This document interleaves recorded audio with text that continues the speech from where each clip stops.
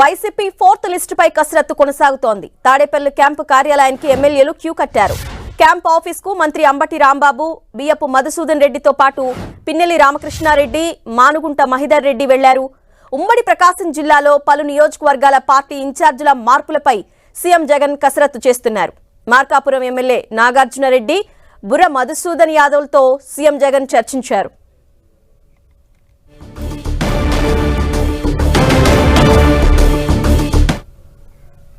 YCP fourth లిస్టుపై కసరత్తు కొనసాగుతోంది. Tadepalli camp కార్యాలయంలో మరిన్ని వివరాలు మా ప్రతినిధి దుర్గా అందిస్తారు. దుర్గా,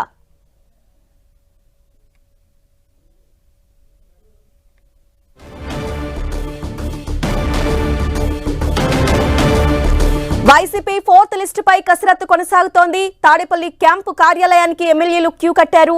క్యాంప్ ఆఫీస్ కు మంత్రి అంబటి రాంబాబు, బియ్యపు మధుసూదన్ రెడ్డితో పాటు పిన్నెల్లి రామకృష్ణారెడ్డి, మానుగుంట మహిదర్ రెడ్డి వెళ్లారు.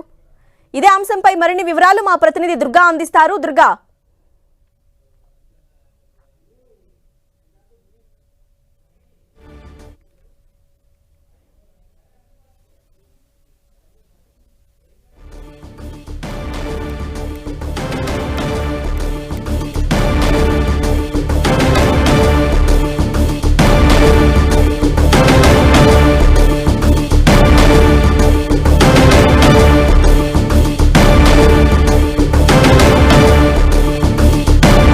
తాడేపల్లి క్యాంపు కార్యాలయంలో వైసీపీ ఫోర్త్ లిస్టుపై కసరత్తు కొనసాగుతోంది.